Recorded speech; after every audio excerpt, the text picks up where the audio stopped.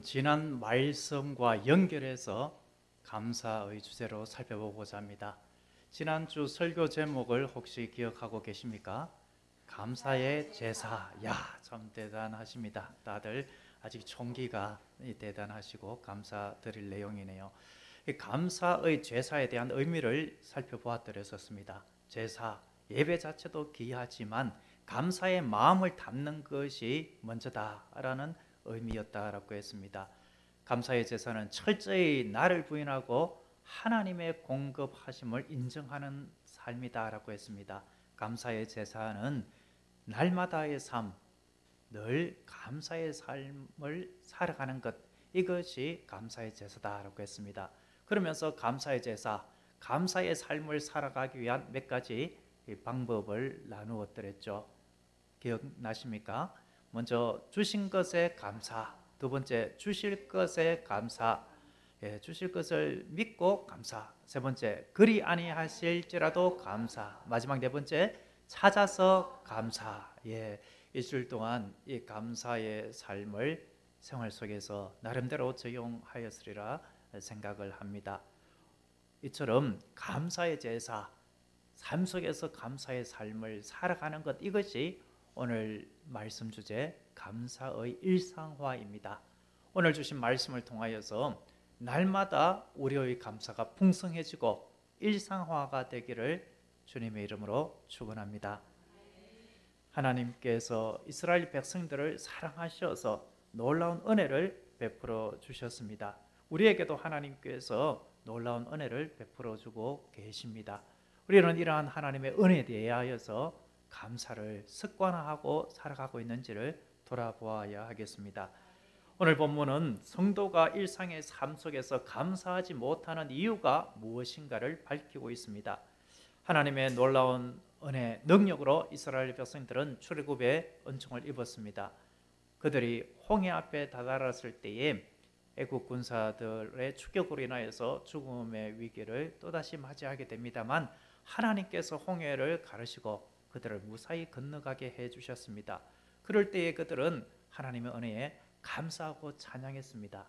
그런데 감사하고 찬양하다가 또 하나님 앞에 원망불평하는 일이 생기는 것이 인생임을 이스라엘 백성들의 모습을 통하여서 우리에게 보여주고 있습니다.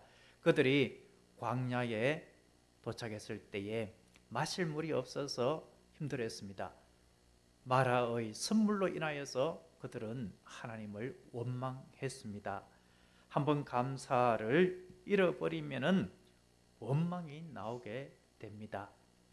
그들이 하나님께서 주신 은혜를 계속 간직하지 못하고 조그만 어려움 앞에 감사를 놓쳐버리고 원망하기 시작하자 또다시 원망하고 불평하는 내용들이 오늘 본문의 내용입니다.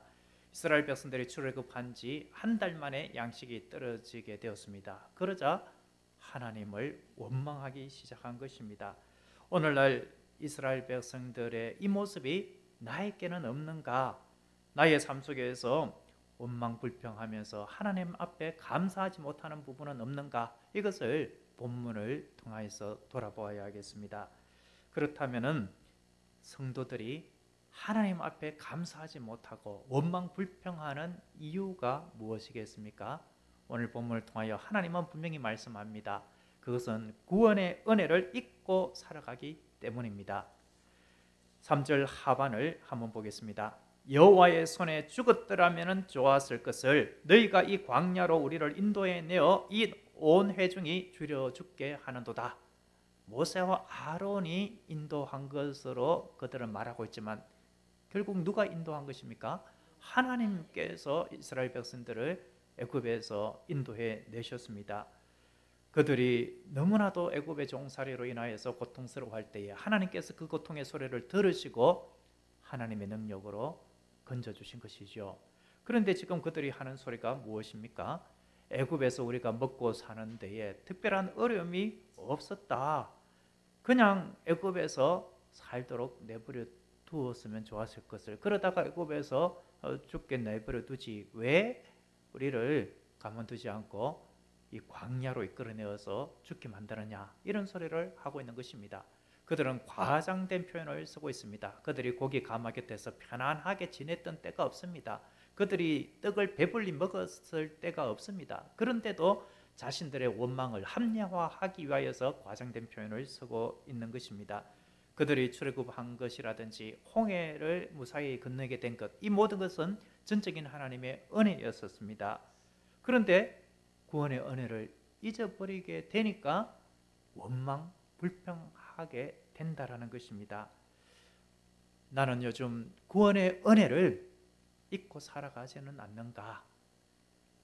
원망, 불평으로 인하여서 감사가 일상화되지 않는 부분은 어떤 부분인가? 이것들을 돌아보아야 하겠습니다. 우리가 구원 얻은 것은 이스라엘 백성들이 애굽에서 무사히 나올 수 있었던 것처럼 전적인 하나님의 은혜였었습니다. 구원 얻음에 있어서 우리가 한 일은 아무것도 없습니다. 하나님의 은혜로 자녀가 되었고 영원한 하나님의 나라를 선물로 받게 되었습니다. 이것이야말로 얼마나 대단하고 고마운 일입니까? 이 세상 전부를 다 주어도 살 수 없는 하나님의 나라를 그저 선물로 받았으니 이것만 간직해도 우리의 삶은 감사하고 또 감사해야 하지 않겠습니까? 하박국 3장 17, 18절의 하박국의 고백입니다. 그는 감사할 수 없는 현실의 상황 속에서 구원의 하나님만으로 감사하는 모습을 보였습니다. 비록 무화과 나무가 무성하지 못하며 포도나무에 열매가 없으며 감람나무에 소출이 없으며 밭에 먹을 것이 없으며 우리의 양이 없으며 외양간에 소가 없을지라도 나는 여호와로 말미암아 즐거워하며 나의 구원의 하나님으로 말미암아 기뻐하리로다. 이 말씀은 구원의 은혜를 간직하고 잊지 않고 살아간다면 일상의 삶 속에서 결핍이 있고 여러 가지 어려움이 있을지라도 감사를 잃지 않을 수 있다라는 말씀입니다. 우리의 일상 속에서 감사를 놓칠 때에 원망이 스며들게 됩니다. 그때마다 나는 지금 구원의 은혜를 간직하고 있는가? 혹시 잊어버리고 살아가고 있지는 않는가? 이것을 돌아봐야겠습니다. 우리의 삶 속에 결핍이 찾아온다 할지라도 나를 구원하여 주신 하나님의 사랑이 얼마나 큰가를 잊지 아니하고 늘 새기며 살아간다면 결핍의 상황 가운데서도 감사가 흘러넘치게 될 줄로 믿습니다. 또 성도들이 감사하지 못하고 원망 불평하는 이유는 무엇이다라고 본문에서 말씀하고 있겠습니까? 그것은 자족하지 못하기 때문입니다. 하나님은 이스라엘 백성들이 원망할 때에 하늘에서 양식을 비처럼 내려줄 것이다 약속하셨습니다. 4절을 우리 같이 한번 읽어보겠습니다. 시작. 그때에 여호와께서 모세에게 이르시되 보라, 내가 너희를 위하여 하늘에서 양식을 비같이 내리리니 백성이 나가서 일용할 것을 날마다 거둘 것이라. 이같이 하여 그들이 내 율법을 준행하나 아니하나 내가 시험하리라. 하나님은 이 말씀대로 하늘에서 양식을 비같이 내려주셨습니다. 그것이 무엇입니까? 만나입니다. 하나님께서 이슬을 내리시면서 만나를 내려주셨습니다. 하늘에서 내려온 이 양식을 하나님께서는 일용할 것만 거두도록 명하셨습니다. 왜 일용할 양식만 거두고 하루치 이상의 것을 거두지 말라라고 하셨겠습니까? 물질에 대한 욕심을 거두고 하나님께서 주시는 것에 자족하며 만족하며 살아가라. 그러면 내가 날마다 너희들에게 필요를 채워주겠노라. 이 말씀을 하시는 것이 아닙니까? 전적으로 하나님만 의지하고 하나님의 공급하심에 기대어서 살아가라 라는 말씀이 아니겠습니까? 4절 하반에 이같이 하여 그들이 내 율법을 준행하나 아니하나 내가 시험하리라. 이 말씀은 하나님의 은혜에 감사하면서 자족하며 살아가는지, 하나님의 은혜, 하나님의 공급하심을 불신하면서 내 힘으로 살아가려고 하는지, 나의 삶 속에서 만족하지 못하면서 더 욕심을 내면서 살아가는지 그렇지 않는지 이것을 테스트해 보겠다라는 말씀입니다. 그런데 민수기 11장을 보면은 이스라엘 백성들은 하나님께서 내려주신 그 귀한 은혜, 그들로서는 도저히 장정만 60만 명, 전체 다 합하면 200만 명이 되는 그들을 먹일 양식을 그 척박한 광야 땅에서 구할 길이 없었는데, 하나님께서 주시는 것이 너무나도 대단한 은혜였는데도, 그 만나가 너무나도 귀하였음에도 불구하고 그들은 만나에 대하여서 계속 공급받다 보니까 당연한 것으로 여겼습니다. 그러면서 이 하찮은 음식이라는 표현까지 쓰기도 했었습니다. 만나 외에는 아무것도 없다 하라고 원망불평했습니다. 고기도 없고 채소도 없다. 애굽에서는 그런 것들을 접했는데 여기서는 뭐냐, 이렇게 원망불평한 것입니다. 여러분, 만나, 하나님께서 그저 값없이 주신 것, 우리의 삶 속에서 돌아보면 얼마나 많이 있습니까? 내가 지금 하루를 살아가는 것도 하나님께서 주신 만나가 아닙니까? 내가 활용할 수 있는 시간, 내가 일할 수 있는 능력, 지혜, 이 모든 것들이 하나님께서 주신 것입니다. 그런데 내 안에 만족하지 못하는 마음이 자리 잡고 있지는 않습니까? 나에게 있는 것으로 감사하지 못하고 없는 것으로 인하여서 불평하면서 감사의 일상화를 방해하는 그러한 일들은 없습니까? 감사의 일상화를 이루기 위해서는 자족이 필수입니다. 날마다 주신 만나에 감사하고 만족할 수 있을 때에 감사를 생활화하게 될 줄로 믿습니다. 또 성도들이 감사하지 못하고 원망불평하는 이유는 무엇 때문이겠습니까? 한번 따라서 해보겠습니다. 하나님의 선하신 인도하심을 바라보지 못하기 때문입니다. 하나님께서 애굽에서 크신 능력으로 그들을 인도해 내셨다면은 한 달치 양식이 떨어진 이 순간에도 하나님께서 우리들을 먹여주실 것이다, 이러한 믿음을 가져야만 하지 않았겠습니까? 하나님께서 신실하신 하나님, 그 하나님이 우리를 어떤 식으로든 먹이시고 입히심으로 가나안 땅으로 인도해 가 주실 것이다, 이러한 신실한 하나님을 바라보아야 하지 않았겠습니까? 그런데 그들은 신실한 하나님의 인도하심을 바라보지 않았습니다. 하나님께서 그들을 가나안 땅으로 인도할 수 있는 길은 여러 가지 길이 있었습니다. 한 3가지 정도가 되었었습니다. 한 10일 만에 갈 수도 있었고 한 달 정도 만에도 갈 수가 있었습니다. 그들이 가져오고 온 한 달치 양식, 그것으로 가나안까지 들어갈 수 있는 그 여정길로 데리고 갈 수도 있었습니다. 그런데 그렇게 하지 아니하고 하나님은 광야길로 그들을 돌리셨습니다. 결국 광야에서 40년 동안 그들을 훈련시켰었죠.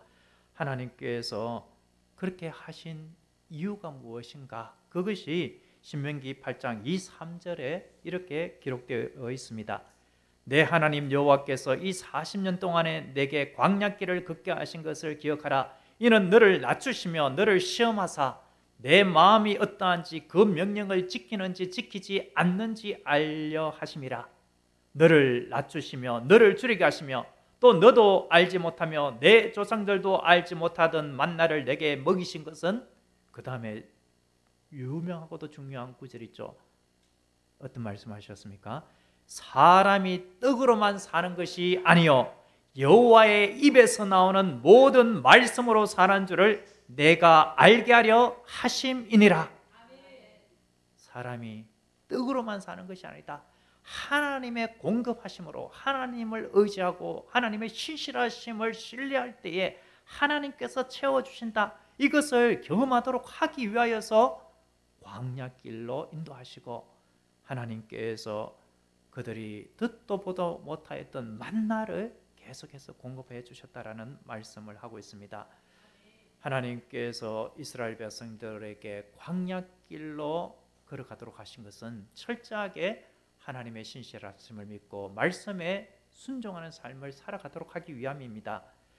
만나로만 공급하신 이유, 다른 것으로 더 채워줄 수도 있었지만 무에서 유를 창조하신 하나님 무엇이든지 채워주지 못하겠습니까? 그럼에도 불구하고 만나만을 공급하신 것은 선하신 하나님을 믿고 의지하도록 하기 위함이요, 궁극적으로 만나는 살아있는 생명의 떡이신 예수 그리스도를 예표하는 것입니다.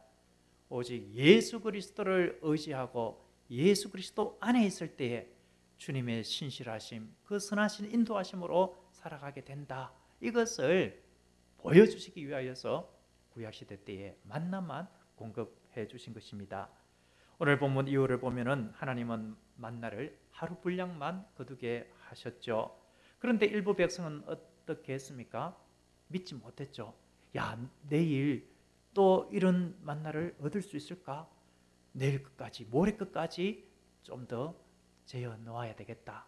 그런데 어떻게 되었었습니까? 남겨둔 것 하루치만 거두었을지라도 그날 다 소진하라 했는데 또 남겨두는 사람도 있었을 것입니다. 더 많이 거둔 사람도 있었을 것이고, 그리고 하루치를 거두었는데 다 소비하지 아니하고 내일을 염려해서 남겨둔 사람이 있었을 것입니다. 그런데 어떻게 되었다고요? 벌레가 생기고 냄새가 나서 먹을 수가 없었습니다. 이 사건이 말씀하는 것은 무엇입니까? 내일 일을 염려하지 말라, 너희의 내일은 내가 책임져 준다, 이 말씀을 하신 것입니다. 오늘 본문을 보면은 여섯째 날에는 그들이 그 거둔 것을 준비할지니 날마다 거두던 것에 갑절이 되리라 라고 말씀하셨습니다. 이 말씀대로 순종하는 백성들에게 놀라운 일이 생겼습니다. 여섯째 날은 일곱째 날 안식일, 일하지 말아야 되기 때문에 하나님께서 그날은 이틀치를 거두도록 하나님께서 말씀하셨습니다. 다른 날은 하루 먹을 것만 거두라고 하셨고 남겨두지 말라라고 했습니다. 그 말씀에 불순종할 때 벌레가 생기고 냄새가 나서 먹을 수가 없었습니다. 그런데 이틀치인데 그 다음날까지도 그 다음날 먹을 것, 그거 만나가 있었지 않습니까? 그런데 신기하죠. 다른 날은 벌레가 생기고 냄새가 나서 먹을 수 없었는데 이틀치 하나님께서 약속하신 대로 여섯째 날 거두었는데, 갑절로 거두었는데 그 다음날 벌레도 냄새도 나지 않았다라는 것입니다. 하나님은 이런 모습을 통해서 하나님의 선하신 인도하심을 바라보라 라고 말씀하는 것입니다. 감사의 일상화는 하나님의 선하심을 신뢰할 때에 가능합니다. 우리의 삶은 언제나 풍족하고 여유가 있는 것만은 아니지요. 하루하루 일용할 양식으로 살아가야 하는 굳은 날도 있습니다. 하루 벌어서 하루 먹고 살아가는 그러한 삶을 살아가는 분들이 얼마나 많이 있습니까? 저도 주변에를 보면은 우리 교회 밑에 주차 관리하시는 분이 있지 않습니까? 그리고 또 보니까 이 대학교 때 지금 포천천 이 주변에 정비 공사하느라고 땀을 흘리는 분들이 많이 있습니다. 군데 다 가게가 있지 않습니까? 그렇게 하시는 분들 뭐 재어놓고 살아가는 분도 있겠지만 뭐 1년치, 2년치, 10년치 뭐 재산이 다 확보되어 있는 분도 그 중에 혹 있을 수는 있겠지만 다수는 한 달 벌어서 한 달 살아가야 되는 분들이 대부분이 아니겠습니까? 그런데 그때에 우리가 선하신 하나님의 인도하심을 바라보지 못하면 원망불평하게 된다라는 말씀입니다. 여러분들은 과연 지금 나의 삶 속에서 선하신 하나님의 인도하심을 바라보면서 살아가고 있습니까? 염려와 불신으로 오늘의 만나를 남겨두고 살아가고 있지는 않습니까? 지금까지 살펴본 대로 성도가 원망불평하면서 감사하지 못하는 이유는 첫 번째로 무엇이라고요? 구원의 은혜를 잊어버리고 살기 때문이다. 두 번째요, 자족하며 살아가지 못하기 때문이다. 세 번째로요, 하나님의 선하신 인도하심을 바라보지 못하기 때문이다 라고 했습니다. 그렇다면 감사의 일상화를 하기 위한 방법은 분명하죠. 어떻게 해야 하겠습니까? 구원의 은혜를 잊지 않고 늘 기억하며 살아가면 되는 것입니다. 감사의 일상화는 반복적인 훈련을 통하여서 가능합니다. 하나님께서 나에게 베풀어 주신 구원의 은혜를 간직하는 것을 계속 반복하는 것입니다. 어떻게 반복할 수가 있겠습니까? 아침마다, 그리고 또 기도할 때마다, 저녁에 잠자리에 들 때마다 하나님, 나 같은 죄인 구원하여 주셔서 감사합니다. 영원한 하나님의 나라 생명 주셔서 감사합니다. 이 지극한 은혜를 제가 무엇으로 보답하리요? 감사하고 또 감사합니다. 저는 지금 죽더라도 하나님 감사뿐입니다. 이런 기도를 계속하는 것입니다. 장차 예수 그리스도의 재림의 날에 부활의 몸을 덧입고 영원한 새하늘과 새 땅에서 살아가는 그런 모습들을 소망하며 기도하고 바라볼 때에 이 구원의 은혜를 잊지 아니하고 또 감사하게 될 것입니다. 둘째로 감사를 일상화하기 위하여서 자족하는 삶을 살아가야 하겠죠. 빌립보서 4장 12, 13절에서 사도 바울은 이렇게 말합니다. 나는 비천에 처할 줄도 알고 풍부에 처할 줄도 알아. 모든 일 곧 배부름과 배고픔과 풍부와 궁핍에 또 처할 줄 아는 일체의 비결을 배웠노라. 그러면서 빌립보서 4장 13절에 우리가 잘 인용하는 아주 유명한 말을 했죠. 어떤 말입니까? 내게 능력 주시는 자 안에서 내가 모든 것을 할 수 있느니라. 예, 아멘입니다. 이 말씀은 하나님의 능력으로 주님을 의지할 때에 하나님께서 기뻐하시는 그 모든 일들을 다 할 수 있다, 이렇게 적용할 수가 있습니다. 이렇게 적용을 우리가 하며 살아가고 있습니다만, 그런데 이런 적용도 좋지만 이 말씀의 문맥상의 의미는 무엇입니까? 내가 풍부하든지 내가 빈곤하든지 그 가운데서 자족할 수 있는 비결을 배웠다라는 것이 아닙니까? 그렇기 때문에 비천하든지 풍부하든지 나는 자족함으로 말미암아 늘 만족하고 감사하며 살아왔노라, 이 말씀을 하고 있는 것입니다. 여러분, 나에게 없는 것을 생각하면 감사가 나오지 않지만 나에게 주신 것에 대하여서 만족하면은 감사가 나오는 줄로 믿습니다. 자족하지 못하면은 이스라엘 백성들처럼 욕심이 생깁니다. 욕심이 자리 잡으면은 탐욕으로 변하게 됩니다. 그러면은 감사를 잃어버리게 되죠. 하지만 자족하면은 감사의 일상화가 이루어지게 되는 줄로 믿습니다. 세 번째로 감사를 일상화하기 위해서 어떻게 해야 하겠습니까? 어떠한 형편이든지 하나님의 선하신 인도하심을 바라보아야 하겠습니다. 에레미야 29장 11절로 13절 말씀입니다. 여호와의 말씀이니라. 너희를 향한 나의 생각을 내가 아나니 평안이요 재앙이 아니니라. 너희에게 미래와 희망을 주는 것이니라. 너희가 내게 부르짖으며 내게 와서 기도하면 내가 너희들의 기도를 들을 것이요 너희가 온 마음으로 나를 구하면 나를 찾을 것이요 나를 만나리라. 하나님은 복된 미래와 소망으로 우리의 길을 예비하고 계십니다. 하나님의 이러한 선하신 인도하심을 믿고 의지하면 우리는 하나님의 임재하심을 경험하게 될 것입니다. 지금까지 우리가 설교를 통하여 살펴본 것처럼 하나님의 능력을 분명히 체험하는 살아있는 체험적인 신앙을 간직하게 될 것입니다. 지난주에 우리 교회에 CC 의정부 지부 학생들이 와서 국내 단기 선교를 하며 전도 사역을 감당했죠. 그때에 숙소 게스트룸을 이웃교회 집사님, 사업하시는 집사님께서 제공을 해주셨습니다. 많은 학생들이 아주 편안하게 숙소에 머물 수가 있었습니다. 그래서 제가 그 집사님께 집사님 그렇게 4박 5일을 섬겨주셔서 감사합니다. 돈 한 푼 받지 아니하고 무료로 다 섬겨주셨죠. 그것뿐만이 아닙니다. 아이들이 불편할까 봐 마음껏 편안하게 에어컨 빵빵하게 틀고 지내라, 그렇게 하시고, 또 제가 들어보니까 목사님, 집사님께서 생수 물을 많이 갖다 주셨어요. 그리고 쓰레기 그 봉투도 갖다 주셨어요. 보니까 여기 와 있는 물병 보니까 학생들이 먹고 남은 것 교회에 두고 간 거더라고요. 그렇게 참 섬겨주신 것들 참 감사합니다. 이렇게 감사 이야기를 하면서 이런저런 이야기를 나누는 중에 집사님의 안색이 좀 안 좋은 것을 제가 살필 수가 있었는데, 집사님께서 최근에 한 10몇 킬로가 빠졌다고 합니다.